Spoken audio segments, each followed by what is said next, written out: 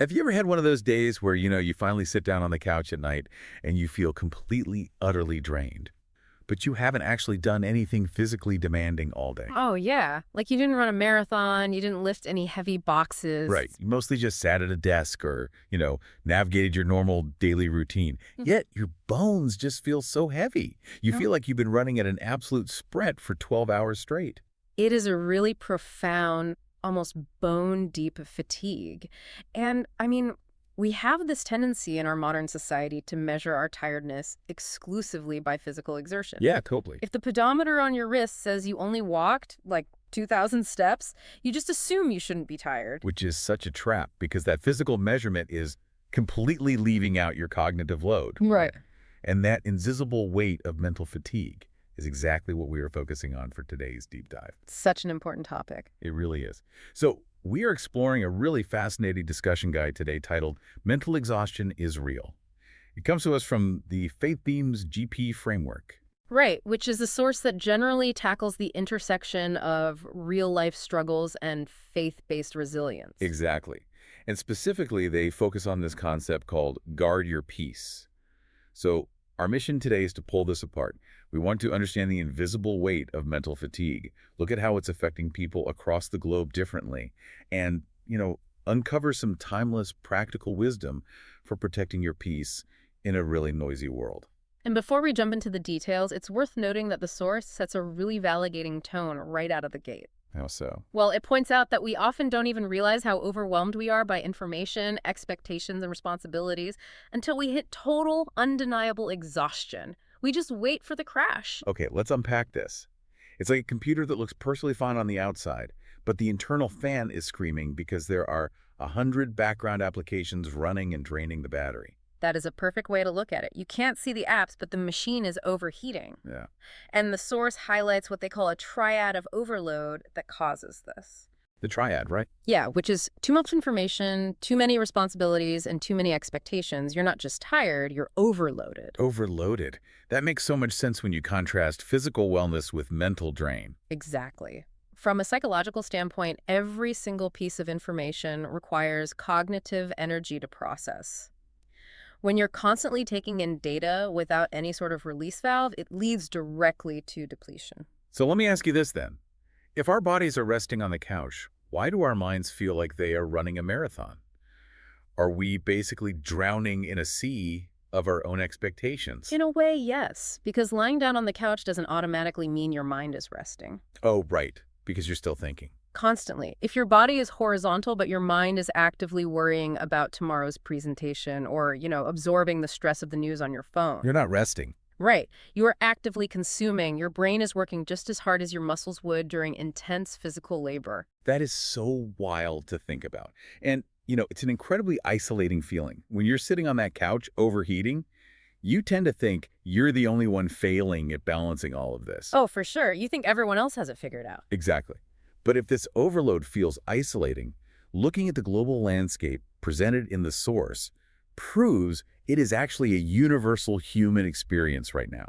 It's a global epidemic, but with local flavors. Yeah, and the source actually takes us on a tour across different continents to illustrate this. Right, and here's where it gets really interesting.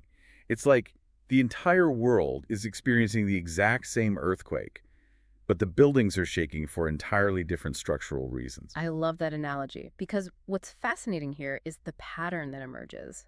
Despite drastically different geographical and cultural triggers, the resulting symptomental exhaustion is completely identical. It really is. So let's walk through some of these case studies they mentioned.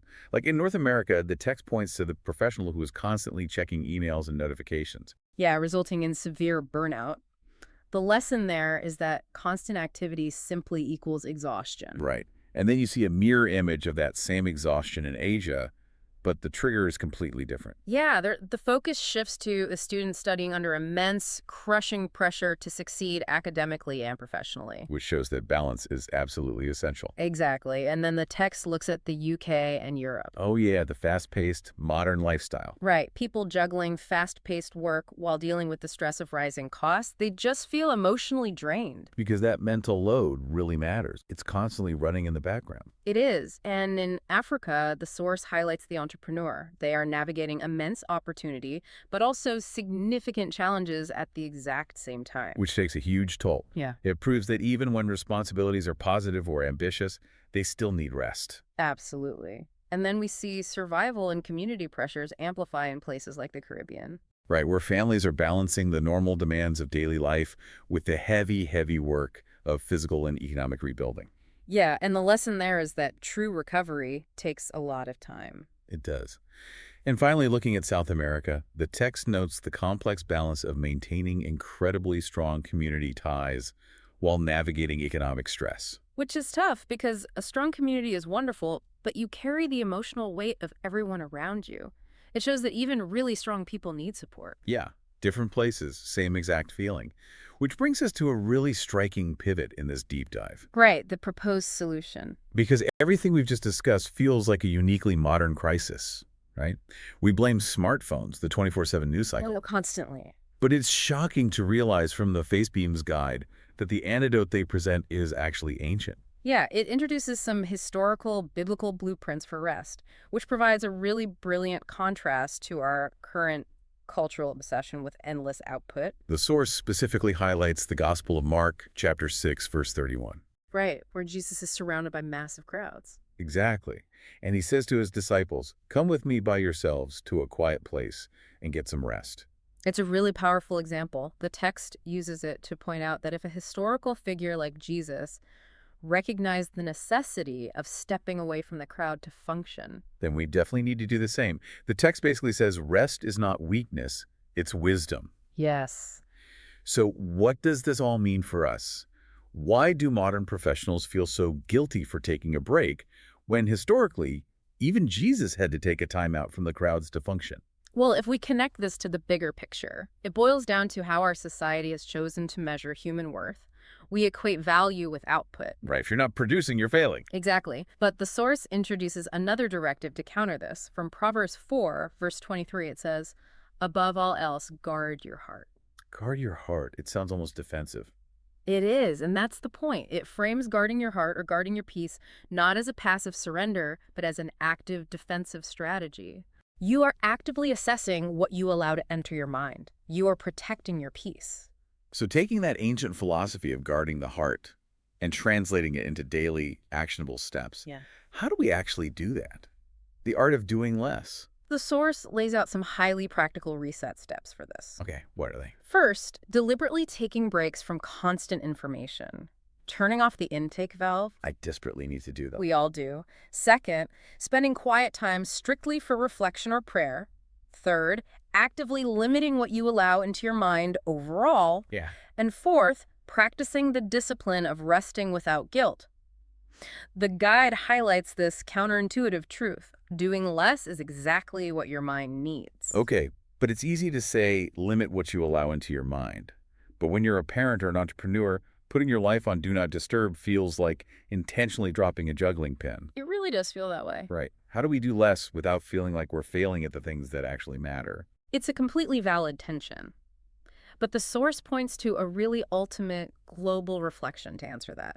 It states, you cannot pour from an empty mind. Empty mind. Not an empty cup, an empty mind. Exactly.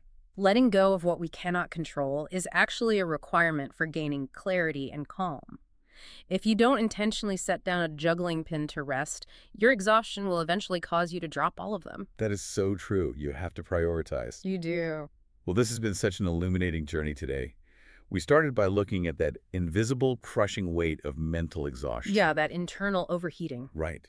And then seeing its global impact from Asia to the Caribbean, the UK to South America, Africa to North America. We're all tripping the same circuit breaker. We really are. And finally, embracing the ancient wisdom that rest is a vital strength, not a weakness. Guarding your peace is an active defense. It really is a paradigm shift. So as we wrap up, we want to address you, the listener, directly. We want to ask the questions the source poses. First, what country are you listening from right now? We'd love to know. We really would. And second, what specifically helps you reset when you feel mentally exhausted? And as you think about that, I want to leave you with a final thought to mull over. We constantly talk about recharging our batteries so we can get back to being productive tomorrow. Right. Always about the output. Exactly. But what if the ultimate goal of resting isn't just to make us better workers? What if guarding your peace means realizing that your worth is tied to the quality of your calm, not the quantity of your output? Your worth is tied to the quality of your calm. I absolutely love that. It changes everything. It really does. Well, if this deep dive encouraged you today, please share this with someone who might need a moment of peace today. Yes, pass it along. Until next time, we wish you clarity, hope, and the wisdom to finally close out some of those background applications. Catch you on the next deep dive.